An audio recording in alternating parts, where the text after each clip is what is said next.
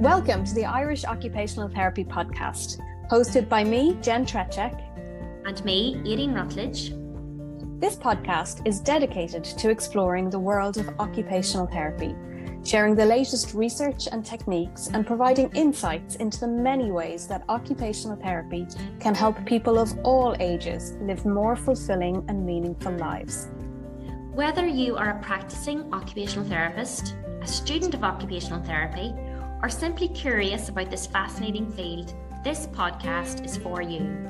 We'll be interviewing experts in the field, sharing stories from the front lines of occupational therapy practice, and providing tips and advice for anyone looking to get the most out of their therapy.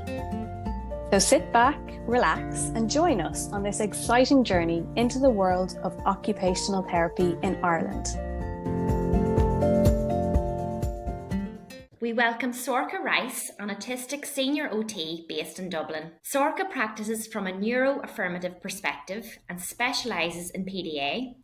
She completed her undergraduate degree in health science in Central Florida and master's in OT in Limerick. Today she's going to share with us her experiences growing up as a neurodivergent young adult. You're very welcome, Sorcha. Thank you. Sorcha, I think we need to start off with what PDA is, because I suppose it's a new term that people are becoming familiar with. There's two different ways of describing it. Pathological demand avoidant, but then there's a more neuroaffirmative way of describing it. Would you mind going through that with us? Yeah, so I describe it as a persistent drive for autonomy. So it's a nervous system difficulty. So basically, when a demand is put on a person with a PDA profile, it triggers their nervous system into fight or flight. So it can be extremely difficult because when you think of the word demand, you can kind of think of an extreme version of a demand. So it can be like, do this, do that. Whereas demands for someone with a PDA profile, they can be really small. So it could be just a question. So it could be, how was your day? Or what did you do in school? It could be like, come down and do your homework. So it can be really small demands that trigger your nervous system into fight or flight, and you can have really big responses as well. Okay. I like that that desire for autonomy. So that's more, again, if we make that in more layman's terms, it's that need to have a little bit more of control over how your day looks or how an activity runs. And that feels safe for the child or young person. Like how I feel about it, like how I visualize for myself, because I have a PDA profile, so I think about it as a balloon. So pumping up a balloon is adding the demand. So they're building up and building up. And as the balloon gets bigger and bigger, you have to control the environment around it so it doesn't pop. So then you control everything. So it could be like controlling food, or like if I explain it for like a school day, so they go into school, they have to sit at their desk, do their work, so the balloon's getting bigger and bigger and bigger, and then they get into the car after school and their mom could be like, how was your day? And that could pop the balloon and cause a big meltdown. Or if they got through the car journey home and then their mom is like, sit down and do homework, and they want to go and play video games after school. Video games are a great way to put control because you have complete control over the game. You can stop whenever you want. It's predictable. You know, if you do this, this will happen. And if they're told they can't do that, it'll pop the balloon. So the more demands you experience, the more control you need in your environment. That's new learning for me, Sorcha, in terms of demands can sometimes just be a question. It's not even something that is required. It's just the response that's required rather than an action. Is that what you're saying? Yeah. And I think questions can be really difficult for demands, because it's like when you ask a question, most of the time there's an expected response. So like, do you want to go to the playground?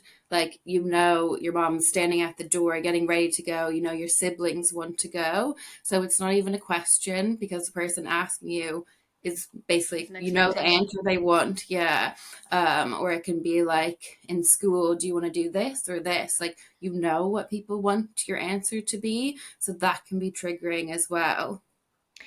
And there's a big piece around that expectation, and sometimes it's not even around questions. Isn't that right, Sorka? That it can be even like it become even more complex for some people around internal states, like even hunger or being tired, and that being perceived as a demand as well. Yeah, because it's interesting. So society expects us to go to sleep at nighttime and then wake up in the morning. So when I was a teenager in burnout, I remember I would stay up like so late at night reading or on my phone because it was just to go against the demand of you have to go to sleep at 10 to wake up at 7 for school.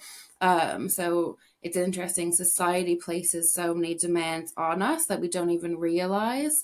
Or even like if you think about Christmas time, there's so much expectation to be so happy on Christmas or for your birthday, and it's just such an overwhelming demand that then when it happens, you're like you can't even relax to enjoy it. Mm-hmm. And in terms of, you mentioned PDA profile. So that's a way that somebody presents. And would a PDA profile be obvious from very early ages, or is it something that might emerge kind of further down the track? See, I think it depends on how regulated you are. So, like for me, my childhood was really consistent. So, I grew up in Saudi Arabia. So, like the weather was the same all year round. I did swimming every single day at the exact same time. School was really predictable for me. So, I was like, didn't have that many demands growing up, so it was really regulated. But then when I got into high school and I went to a boarding school, there were so many demands, and that's where you could see more fight or flight responses. So if you have lots of control, you're consistent and regulated, you won't see the fight or flight responses. So it's a bit harder to tell if someone has a PDA profile. But I can usually tell in sessions if there's kids that come in and are like, can I do this? Can I do this? Can I do this? So if they're asking to do lots of things, I know that they're in fight or flight, whereas at home, they'll control everything. So their parents are like, they're not like this at home, or they're not like this in school. Okay. And so it sounds like it looks like bad behavior for a lot of people is the way that it might be perceived. Somebody who's just not doing what you want them to do, or paying attention, or doing the things that are expected of them. Yeah, so I think that's why oftentimes children with PDA profiles are so misunderstood, is you look at that snapshot behavior and you just think they don't want to do this. You might be thinking that you're like supporting them and being like they love trains, and you've set up a train set for them to do, and then you say, let's go do this train, you're placing a demand, and they're like, I don't want to do this. And so you're like, you think you're trying so hard to support them and they won't even do that, but you don't see the build up. So maybe it's not the right train set that you've put out, or maybe they had a really difficult transition that morning and the demands are placed upon them. Maybe they didn't sleep well. So that's why it's so important to look at the build up before the balloon pops to prevent the balloon from popping. But it is hard to look at that behavior and try to look beyond it, because it oftentimes triggers you into fight or flight because they can be such extreme responses. Sorka, could you describe for us some of your experiences growing up and how having PDA was a strength? Like, what did it bring to your life that was an added benefit and brought you to who you are today? I think I am really good at picking up on other people's energies because my nervous system is so sensitive. I can tell when someone is dysregulated just by them walking into the room. I think when you have a PDA profile and your nervous system is so sensitive, you have to work really hard to keep yourself regulated. So when kids come into sessions and they're having meltdowns, I can stay really regulated because I know how it feels and I know how important it is to have someone in the room that's also calm. So I'd say that has helped me a lot, is just especially in working as an OT, is to be regulated in difficult situations. I think it's also helped me understand Well, let me just think for a second. Sorry. Okay. Um, Can I ask, Sorcha, at what stage did you realize that you had a PDA profile, or how did you come to that awareness or knowledge? I think so. I had like my most significant burnout when I was a teenager. So I had complete school refusal and I had to leave school. So it was when I was living in Saudi and then I went to boarding school in America, and it was like a complete shock and change. Everything changed for me. So like Indiana, the weather is extreme. So they'll have a hot summer and like snow for like 6 months out of the year.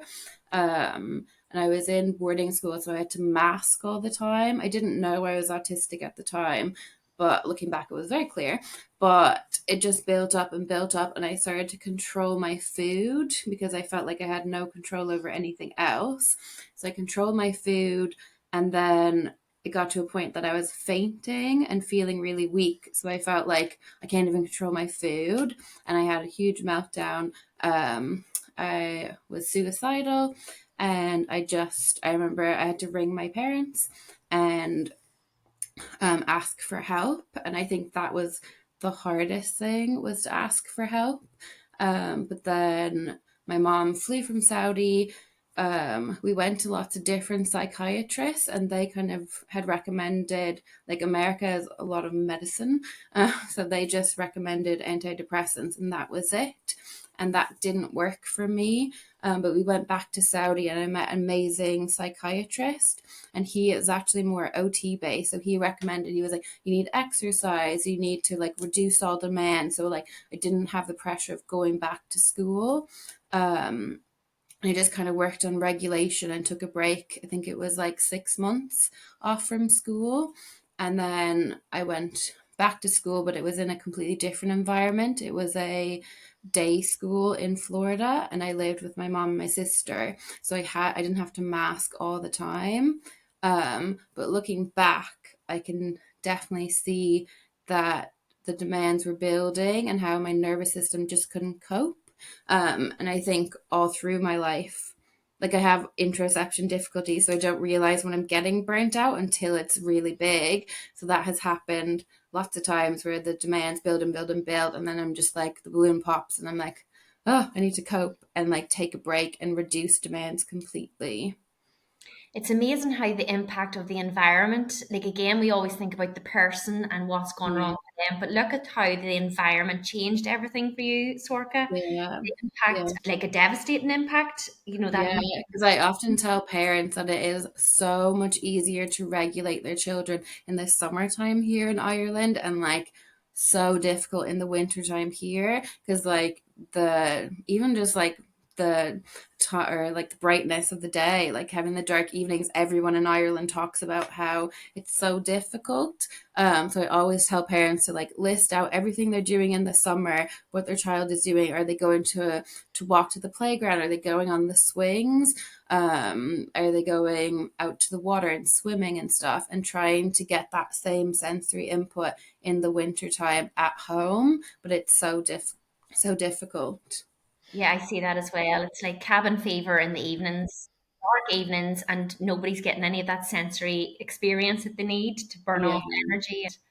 yeah, It sounds like it might be quite difficult to come to an awareness that there is PDA, though, because what you described there could be considered an eating disorder, or could be yeah, considered yeah. depression, and suicidal ideation alongside that. There's so many different variables. It must be quite difficult to kind of go, actually, this is what's going on. Yeah, I think it's kind of looking at trying to look at beyond what's happening. So like if you just looked at the eating disorder, you'd be like, okay, if we fix that, that's fine. And then I think it would be a cycle of like a lifetime of, Something else. let me control food, but then you stop controlling food, then you control it again. But trying to look beyond that to be like, why is it happening? So to me, it was total control, because I felt so I didn't have any control over anything else. Nothing was predictable. So that's why now, like, I love having the same breakfast, lunch, and dinner. It makes me feel so happy because I'm like, it's predictable. I know exactly how I'm gonna feel. I know what it's gonna taste like. So like there's different ways to have control over things in a healthy way. Or like, I know I love getting up and going to the gym in the morning and getting the exercise in. So then I feel regulated for the day. So there's different ways to make the control and the demands healthy, but it's kind of understanding why. So sort of fast forward then, you went and did your undergraduate in Central Florida, isn't that right? And Yeah. then where did OT, how did that arrive into your life? So for my health science degree, originally I wanted to be a doctor. And so I was volunteering at a homeless shelter for like a medical, we provided medical care to homeless people. And I loved talking to people, hearing their stories and kind of helping them. And I could see the same people every week. So I love that you're a part of their like journey. But then I worked in an ER in Orlando.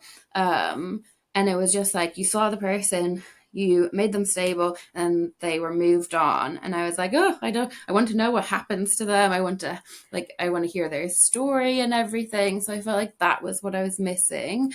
And then my neighbor, Melanie, is an OT. And so she, I asked her to shadow, and I just loved it. She went to different people's houses and we got to see OT, and like her connection with the families were so amazing. And I was like, hey, this is where you can see the journey. You can really support people in a holistic way. So then I did my health science degree, and then I took a year off before doing my master's, and I got to be a nanny for a family, and their oldest daughter has cerebral palsy. And so I kind of got to see they had physio, OT, SLT all coming to the house and providing therapy. So I kind of got to see an inside view of what it was like, and like how difficult it is to kind of manage all the therapies, how realistic it is to do kind of the recommendations at home in your busy schedule. But yeah, I think that just really affirmed that I really want to be an OT.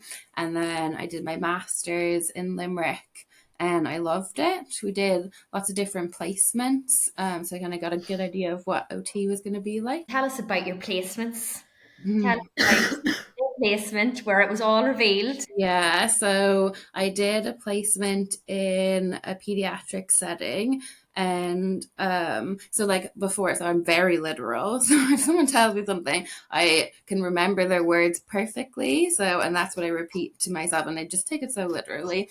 So before placements, we were told like you have to be professional, that they were like, oh, like they might be in the coffee room socially talking about what they're doing on the weekend, but they were like, remain professional the entire time.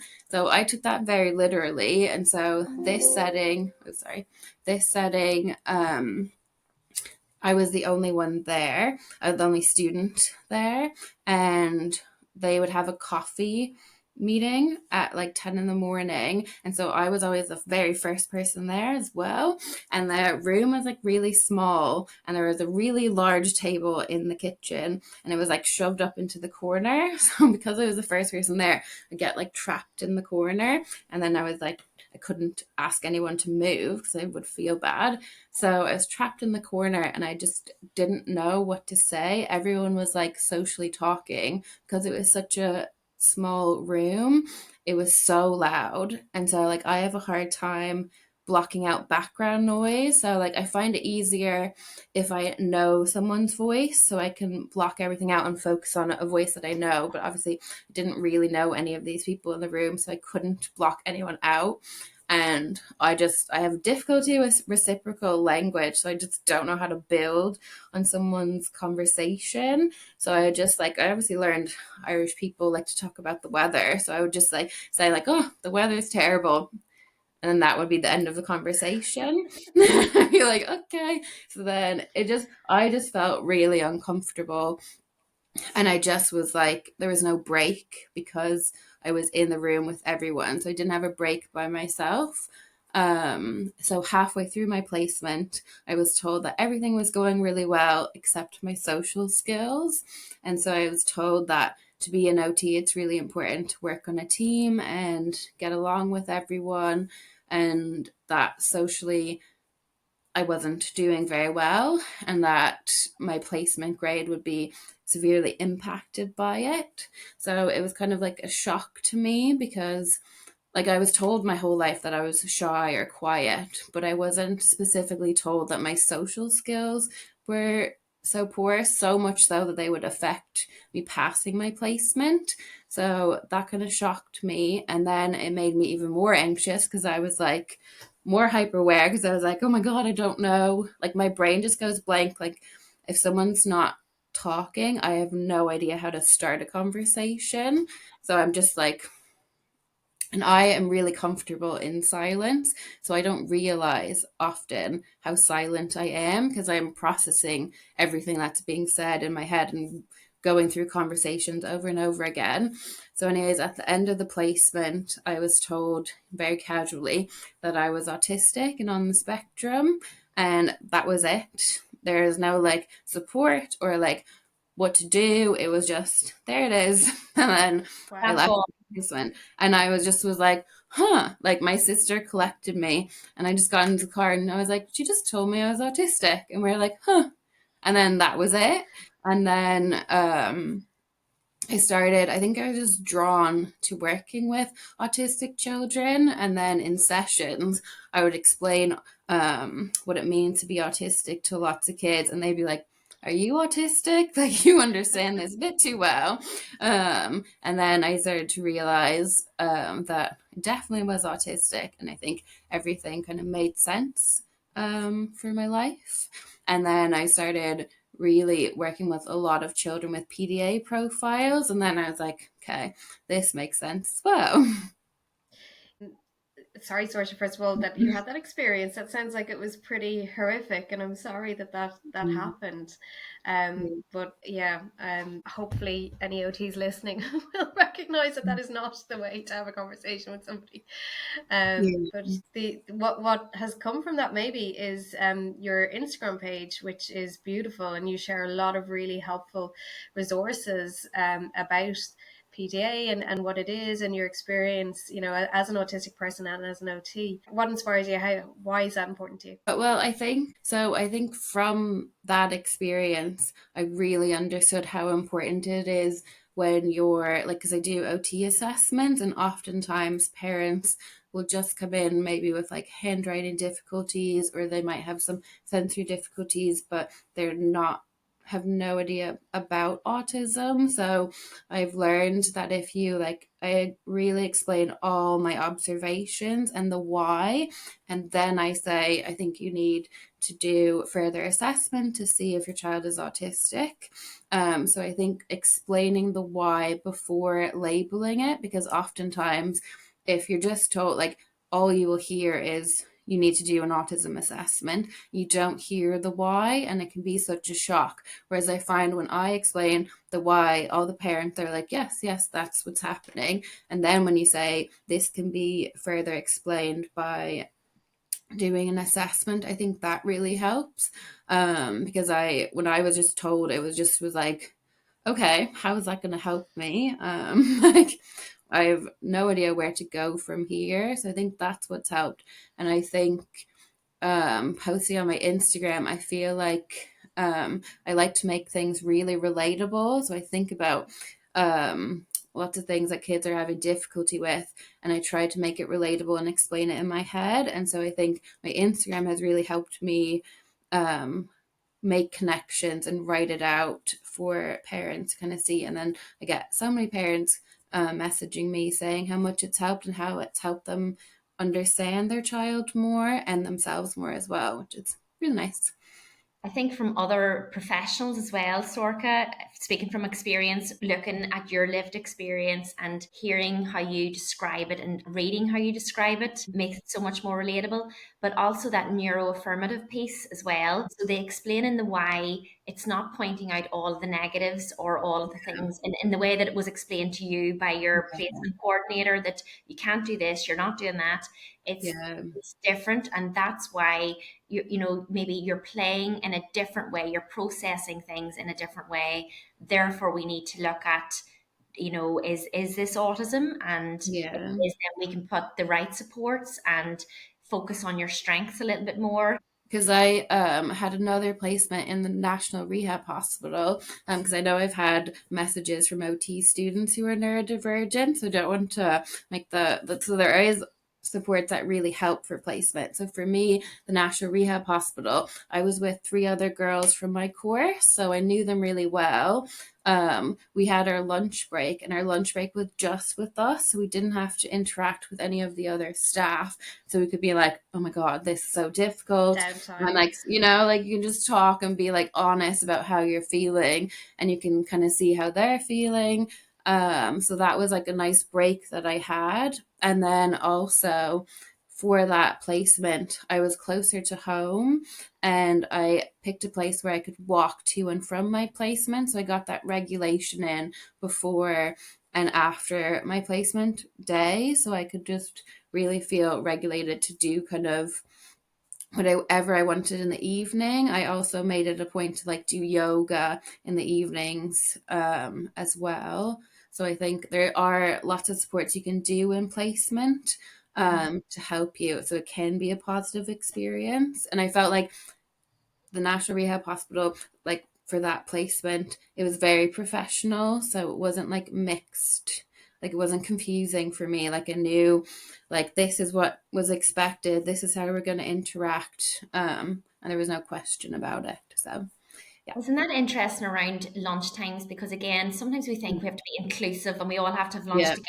And I even see that in autism classes that yeah, let's everyone sit together, whereas actually maybe being on our own is yeah, more accommodating and yeah. meeting people's needs better.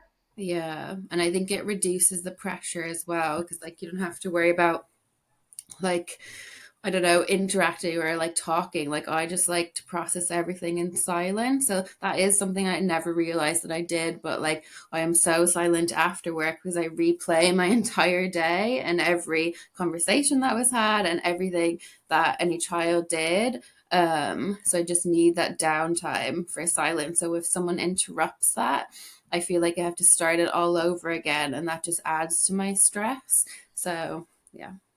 Sorka, if you had a parent who was worried that their child might have a PDA profile, but they weren't sure, what advice do you give, or where do they go? What can they do?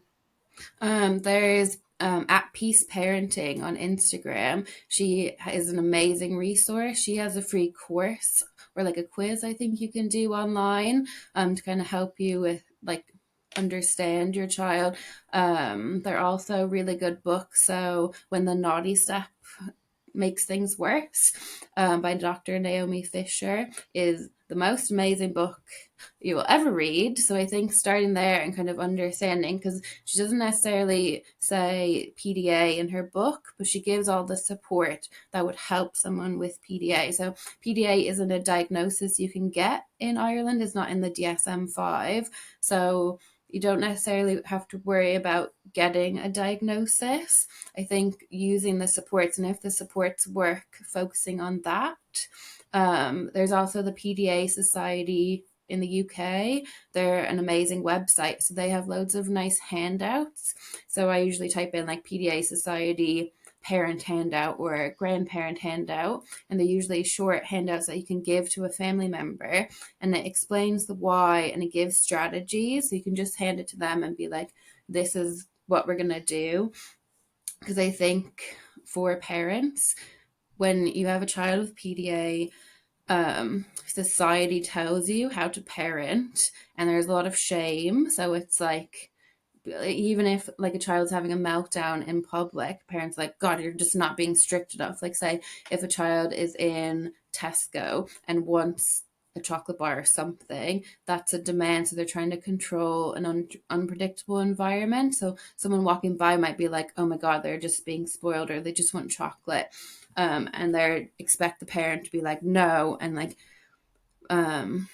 just like build on that. And I think it's really hard for parents to go against society's norms. So I think finding other parents that also have children with PDA profiles can be a really good support network. But yeah, understanding that neurotypical parenting skills won't work for your child. They'll make things worse, and just trying to be confident to go against that. But I definitely think if you read when the naughty step makes things worse, that'll really help you feel confident in parenting your child. Probably the biggest challenge is to get school on board, because if parents have accepted that this is the approach that they're going to take and they've validated it and know that this is the right angle to support their child's nervous system, trying to get school again to move away from that conformity. Told a lot of parents to send the As I Am free PDA course to schools, in hopes that maybe some teachers will watch it and it'll make sense. Because I think like teaching someone with a PDA profile goes against everything teachers are taught. So it can be really difficult. But I think when you reduce demands and you see it really working, that motivates you. But like, I grew up in school and never had reward systems. It wasn't a thing that we needed in school, but Irish schools like thrive off reward systems, and that is one of the most difficult things to get teachers not to do, because I think they're told that like you have to have reward systems to motivate children, and it just makes things so much worse for children with PDA profiles, because it's the demand that you have to get the reward, and if another student gets the reward and you don't, that's a hierarchy, and then you feel like there's no control, and that increases anxiety. So reward systems like shouldn't be in any schools. They make things worse, and you don't like children will be motivated. I think Dr. Ross Green said children do well if they can. So like every child wants to do these things, but their environment is so stressful, their nervous systems are so sensitive that they can't do the school work, but they are trying their best. And doing a reward system is not going to help them. It's just going to increase masking. It's going to get them to kind of hold all that anxiety in, and then when they get home, it'll explode. So much of the research on self-determination theory as well will say rewards have the opposite effect. They decrease internal autonomy, and just not a system that works. But you're so right. We just think it does. Good to look at the research on that. Yeah, and I think like it must be that like the Irish school system is founded in Catholic religion, where it's like there's such a society's pressure to go to mass every Sunday, and like it's just it just increases anxiety and stress, and it just really doesn't help. But I think that's what I found teachers are so afraid to let go when you talk about PDA support in a classroom is the reward systems, because they're always asking for alternatives to reward systems. And you don't need an alternative. You just need to like reduce demands, and you don't need them. So, Sorcha, you've lots of gorgeous sensory tips and ideas on your page. I love the weighted, getting a hot water bottle cover and making it into a weighted teddy. Can you share some of your absolute fun-inducing activities or piece of equipment that your go-to at the minute? I think I got lycra material from, I can never say it, Guyanese, the material shop. Yeah. It's €10 per a meter, and it is the best thing ever. So I made a lycra swing by getting 4 strips of the lycra material, tying it together, and kids bounce in it, they can jump in it. I can make it like a tunnel, so when you push against lycra, it gives you loads of feedback back, so it's loads of deep pressure. Having it in a swing, so it kind of looks like a hammock if I was describing it, and so when you lay in it, you get full body deep pressure, which is really regulating. But I know lots of people can't put swings up in their house, so I got a tire from a tire shop near my work, and it's just like an inflatable tire, and I tie the lycra material around the tire, and so then you can slide in, and so you can still kick against the material and get the probe, but also getting the full body sensation of having the tire all the way around you. So the kids absolutely love that. And also it's so you've broken it down on your page to show exactly how to go about doing these things, which is really easy for parents. Yeah. Sorcha, thank you so much for being so honest and open about your personal experience. I think it really brings the information that you share to life, and I think is so relatable for so many parents and young people and adults looking back on their lives as well, who maybe have experienced misdiagnosis over the years and might be enlightening or helpful for them to kind of relook at what might be underneath their challenges. So thank you so much for sharing your information and your tips and ideas and advice. Really appreciate it. You're welcome. Thanks for having me.